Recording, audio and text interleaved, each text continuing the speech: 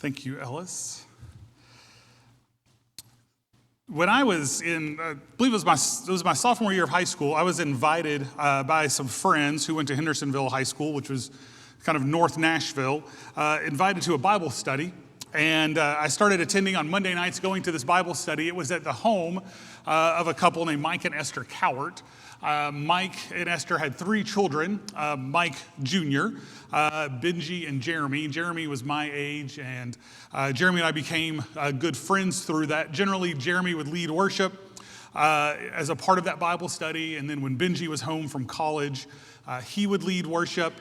And it was one of those moments in my upbringing, but in my faith development, that the words that Mike or Esther would share with us on those evenings were just incredibly powerful words that spoke to my heart as a teenager. The group that we formed there was just an incredible group of young people from my high school, from Hendersonville High School. The other high school on that part of town was Beach High School, and we would come together every Monday night. It was such an important kind of part of my upbringing. Kind of a side note on that story that's just kind of an interesting. Benji has become a rather accomplished songwriter, and probably everyone in this room have heard a song that Benji has written. If you were ever a Big Daddy Weave song fan, the song "Redeemed" was a Benji Cowart song. There's another one they did called "The Only Name" that Benji wrote. And then two of my favorites. This is for people that might be a little bit more musically nerds. So I'm gonna look over here at the Krager family and Luke. But there's an incredible song by a guy named Luke Bauer called "Not My Home." You should look it up. It's a very, very good song that Benji wrote. And another one, "You Are My Peace" by House Fires. He writes Christian songs, primarily a lot of worship songs. And then his brother Jeremy, that was my age, has become a rather accomplished photographer.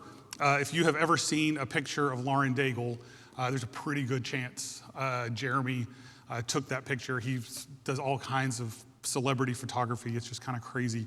But we would go to their house, and we'd go every Monday night, and the group kind of started to grow. And as it grew, we outgrew their living room upstairs above their garage. And so we had to find a new place. And the new place we found, this is a real place for those of you, it's just a weird thing, but the country music singer Conway Twitty, anybody remember Conway Twitty? Yeah, there's a few of us. Conway Twitty had this place in Hendersonville called Twitty City, which is where he lived, where his children lived, and they had a museum for Conway Twitty, and it's now where TBN Broadcasting is. But they had a room there that they let us use, and so we started going to Twitty City every Monday night. That's where we had Bible study because we outgrew the Cowart's house. But in that process, some of the leaders from my high school that were involved in student government, they came a couple times. And when they came a couple times, some of the girls in the group said, we need to do something like this on our side of town. Because we were in Madison, we were about 20 or 30 minutes away. We need to do something like this on our side of town. And so they started a Bible study, and we started meeting at our high school, and we would go into the library. I don't remember how long it lasted. It wasn't near as impactful as the one that Mike Cowart led, but I went a few times, and I can remember very, very vividly an incident that happened at one of these Bible studies in the library of my high school with people that primarily went to my high school. I don't remember the discussion. I don't remember how we got there, but I remember what happened. What happened was this. We were in some kind of discussion, and at some point, I felt led to ask a question of the group. I didn't think it was a big controversial question, but it turned into a controversial question. And the question that I asked was this: if there was no heaven or no promise of heaven, would you still live the Christian life? If there was no heaven, would you still be a Christian? And I can remember the girl leading that night. She sat there and she just kind of sat there quietly. And then eventually, with a big sigh, said, well, no, I wouldn't. And then we went around the room, and everybody in the circle, no, I wouldn't. I'm only doing this to get to heaven. That's the only reason I'm living this way, is to get to heaven. I made a big realization that night as I sat there, and I can still see some of their faces. As I sat there the night and looked around the room, the big realization I made was that my theology and my Nazarene upbringing was a bit different than theirs. That I saw this Christian life in a different way. But I also had a verse ringing in my ears that night. A statement that Paul makes to the church in Philippi. To live is Christ.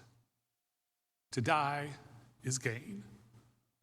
Let's look at that passage. We're going to be in Philippians chapter 1. We'll read verses 12 through 30, and this verse is kind of smack dab in the middle of this section. And so I want you to, we'll read the context around this verse.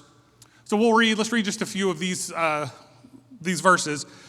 Now I want you to know, brothers and sisters, what has actually happened to me has actually advanced the gospel,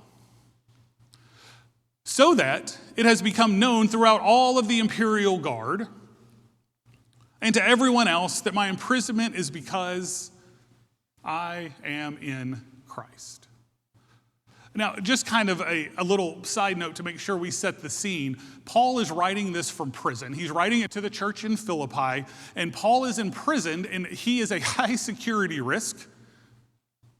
He was a high security risk, and what they did with high security risks is they would chain a guard to you all day long.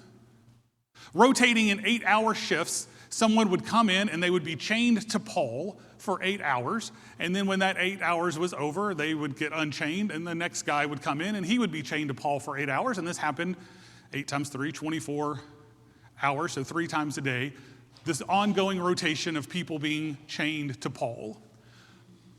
So Paul did what Paul would do, which thought, you know what? I've got an 8-hour audience with this guy. I've got 8 hours a day to preach the gospel to this guy. And in 8 hours, I get a new victim to preach the gospel to for 8 hours. And then in 8 hours, I get another one. And so Paul began preaching to them, and he makes this just kind of great statement. It's become known throughout the whole imperial guard that I won't shut up about Jesus. Now, that's my translation. But he's telling them about what God has done, and Paul knows that he has a captive audience that he can tell about the gospel. Now, one thing we could do, we could start doing this in church. We could all just get chained to me, and then I won't shut up for 8 hours. Does that sound like a good plan? Rita and I will do that. Nobody else. All right, so that's kind of the setting of where we are. So let's go, where are we? Verse 14. Most of the brothers have gained confidence in the Lord from my imprisonment, and dare even more to speak the word fearlessly. To be sure, some preach Christ out of envy and rivalry, but others out of goodwill. These preach out of love, knowing that I am appointed for the defense of the gospel. And others proclaim Christ out of selfish ambition, not sincerely, thinking that they will cause me trouble in my imprisonment. What does it matter? Only that in every way, whether from false motives or true, that Christ is proclaimed. And in this I rejoice. Yes. Well, I'll just make I don't have this in my notes, but just a side note. Remember, in Greek, the word proclaimed is kata eugelion, which is where we get the word euangelion, which is where we get the word gospel or good news. So he's saying here literally that Christ is gospeled. Christ is proclaimed. And in this I rejoice, because I will continue to rejoice, because I know that this will lead to my salvation through your prayers and the help from the Spirit of Jesus Christ. Verse 20, my eager expectation and hope is that I will not be ashamed about anything, but that now, as always, with all courage, Christ will be highly honored in my body, whether by life or by death. And then we get to the verse of the passage. For me, for Paul, to live is Christ, to die is gain. Now, if I live in the flesh, this means fruitful work for me. And I don't know which one I would choose. I am torn between the two. I long to depart to be with Christ, which is far better, but to remain in the flesh is more necessary for your sake. Since I am persuaded of this, I know that I will remain and continue with all of you for the progress and joy in the faith, so that because of my coming to you again, your boasting in Christ may abound. Verse 27, I mentioned last week, just one thing. Don't forget this. As citizens of heaven, live your life worthy of the gospel of Jesus Christ. Then, whether I come to see you or I am absent, I will hear about you and you are standing firm in one spirit, one accord, contending together for the faith of the gospel, not being frightened in any way by your opponents. This is a sign of destruction for them, but of your salvation, and this is from God. For it has been granted to you on Christ's behalf not only to believe in him, but also to suffer for him, since you are engaged in the same struggle that you saw and I had, and now hear that I have. So if there was no heaven, no promise of heaven, would you still live the Christian life? Another way of asking this question might be, do I believe that this life was created by God to be lived in and through his Son? This life right now. Do I believe that it was created by God for us to live in and through his Son, Jesus Christ? Paul is wanting us in the church to understand something. To live is Christ. To live is Christ. Think about what Paul doesn't say. Paul doesn't say to us, to live is for Christ. That's not the comment. Because if we were just to live for Christ, there would be some type of goal involved. Paul isn't saying to him to live is like Christ, as though Christ is just some model, though Christ is a model. He doesn't say to us to live is about Christ, like Christ is some subject that we are to study and become experts at. No. Paul says to us to live is Christ. To live is Christ. This is an equation of our lives. It's not a destination. Paul is moving towards. Christ is the very definition and the content of life itself. When you strip away everything else, you don't find a purpose or a plan, but we find a person. To follow after Christ is more than just a prayer that we can pray, though it is a prayer we pray. To follow after Christ is to follow a person. To live is Christ. As we have walked through Acts a few weeks ago, Paul's life at the beginning of this story, when he was still called Saul, Paul's life was centered on himself. It was centered on his own ambition, his own righteousness. Paul was going to set the world straight himself. He had his mission. He had his agenda. He was alive, breathing, and achieving, but he was doing what Paul wanted to do. And then, on that road that day, he came face to face with the living Christ. And something fundamental changed in Paul's life. His life was rebuilt. As Paul writes in Galatians, it was no longer I who live, but Christ who lives in me. Paul, like us, was a self-absorbed person. We are self-absorbed people. It is our nature, but it isn't the way we were created to live. We were created to be something so much more. So what would happen in our lives if we moved from a life that is centered around our ego, that is centered around ourselves, and to begin to live a life that is Christ? A life that is centered around something else that is so much more, so much better, so much more alive.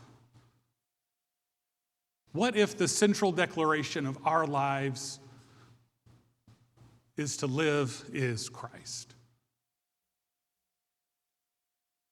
How do we get there? I believe that this starts with God. I also believe that this is God's will for every single one of us. There's three things I want to walk through today that I think will kind of help us do this. The first one is that we see that Christ is the source of life. Before Damascus, Paul ran on the fuel of himself. After Damascus, Christ became the source of his life. The vine, as we read in John, is the source of life for the branch.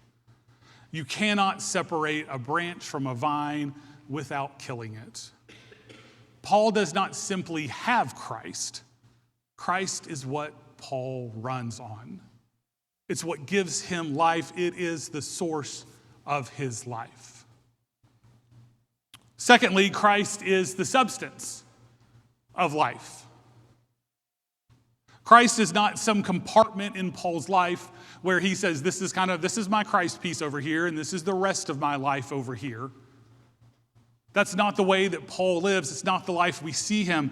Paul's life breathed in and breathed out Christ.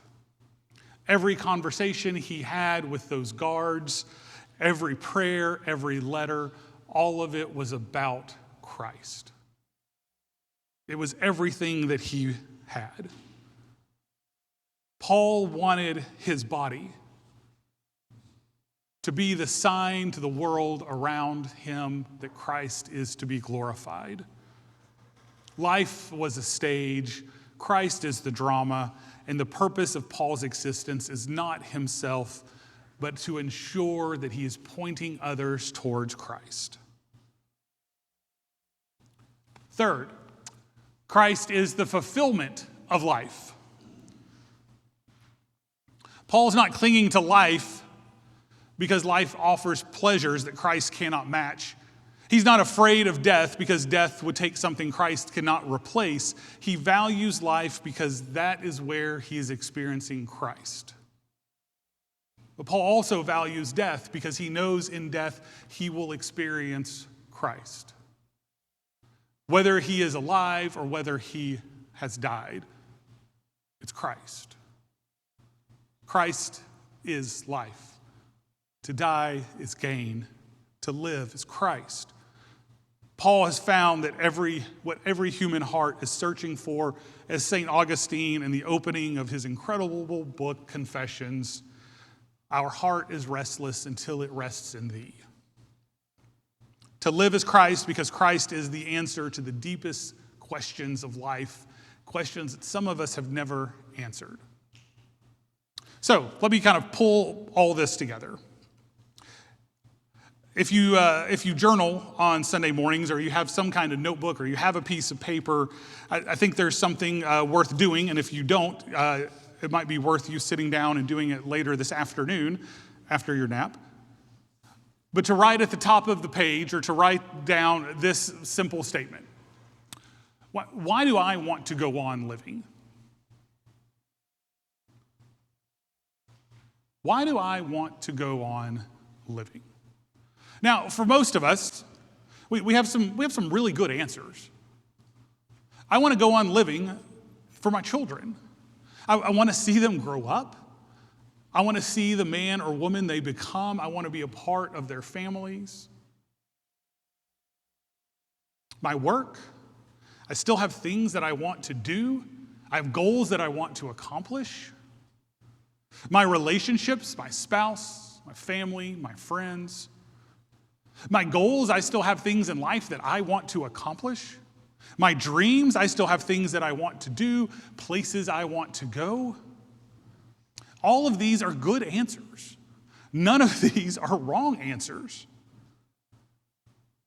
But sometimes when we put those as the center parts of our lives, we begin to ask hard questions. Because life happens. If the reason I want to go on living is because of my children, then sometimes disappointment comes. Sometimes there are broken relationships. If the reason I want to go on living is for my work, is sometimes jobs are lost. Sometimes they get really hard. Sometimes we lose sight of what we want to do. Sometimes we get to do this beautiful word that I don't know anything about. It's called retirement. Last week at District Assembly, we had all kinds of pastors retiring, and one of the pastors stood up and they celebrated and they said, he has 31 years of pastoral ministry.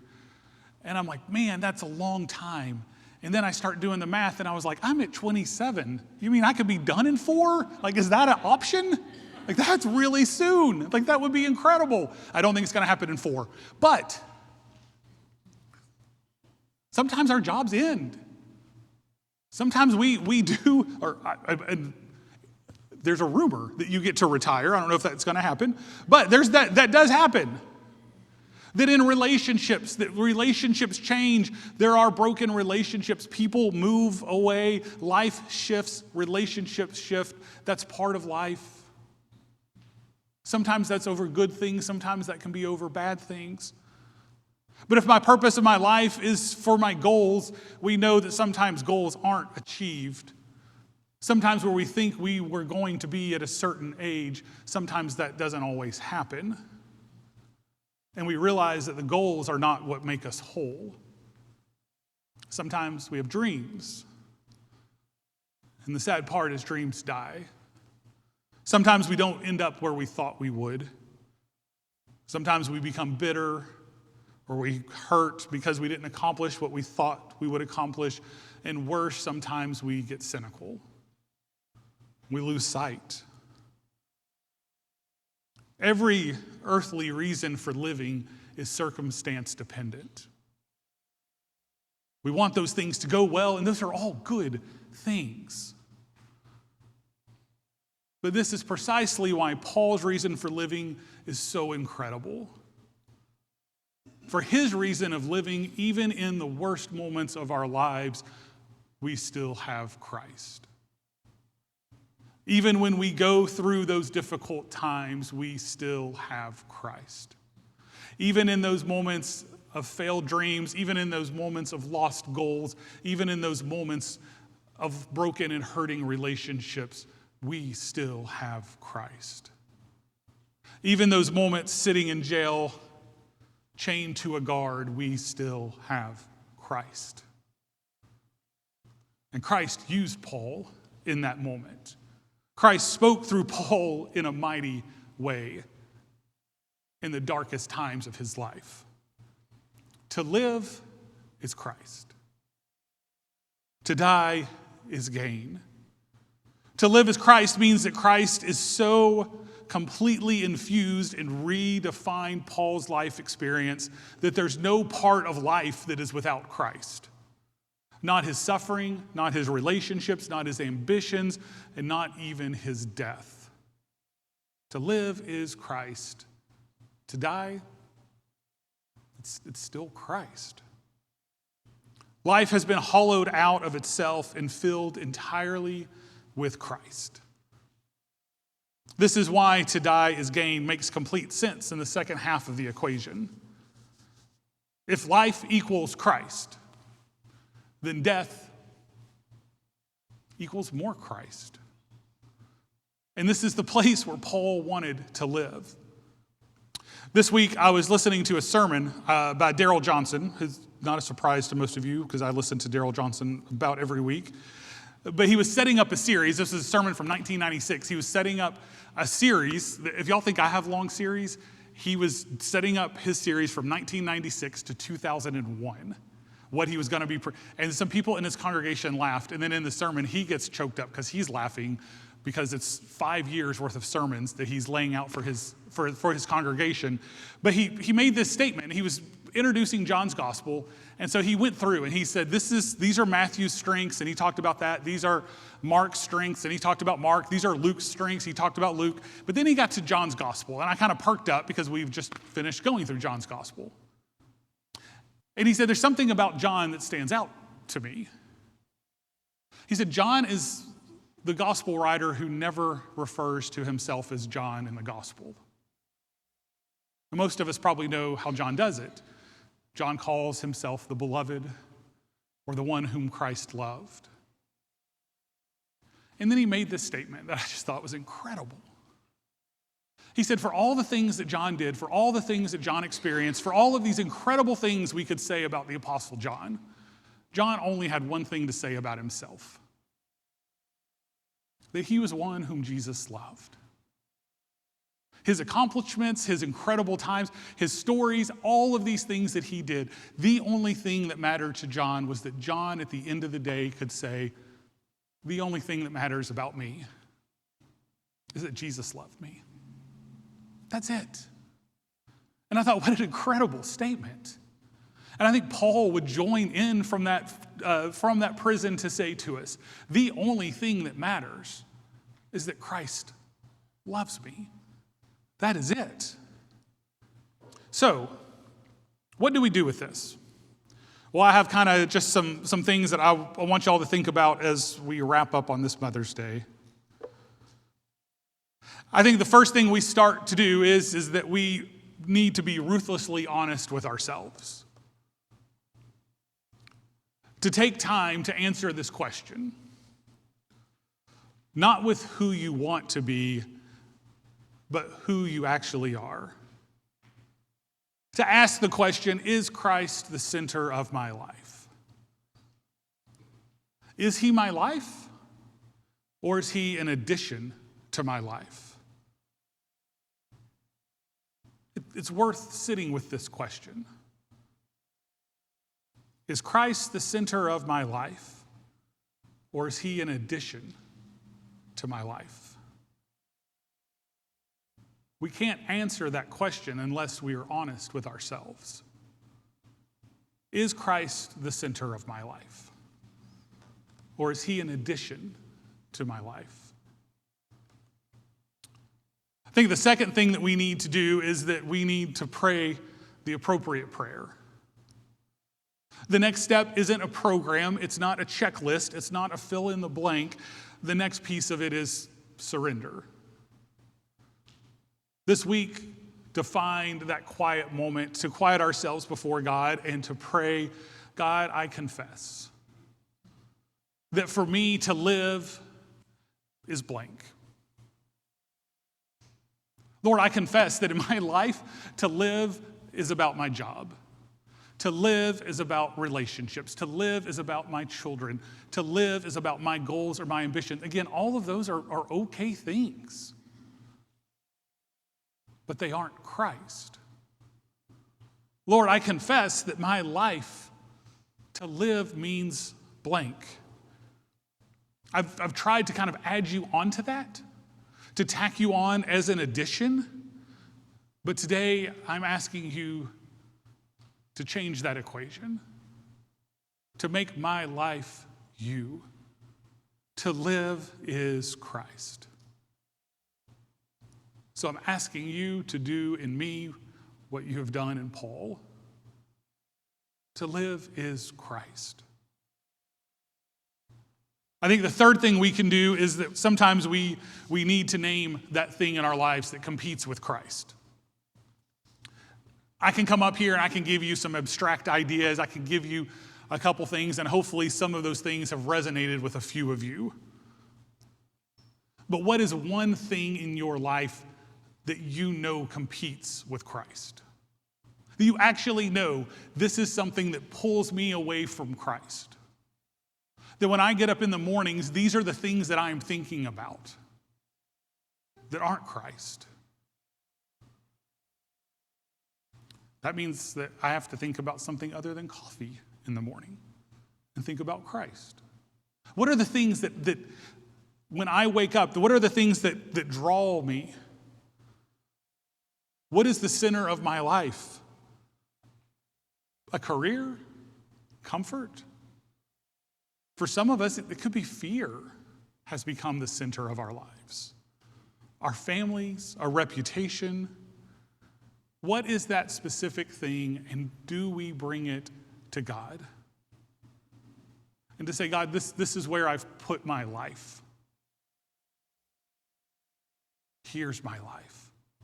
I want to put it in you. And then lastly, kind of ending in the same way we did last week, which I think is an incredibly appropriate way to use these verses as a prayer.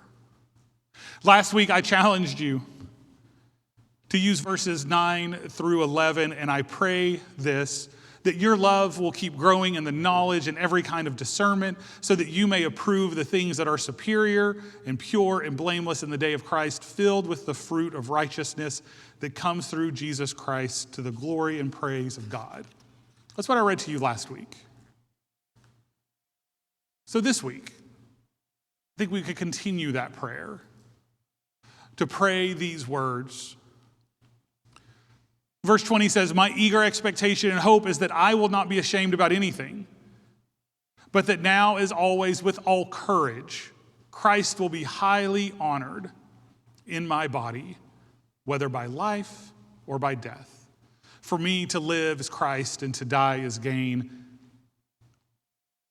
In verse 27, just one thing, as citizens of heaven, live your life. Lord, may I live my life worthy of the gospel of Jesus Christ.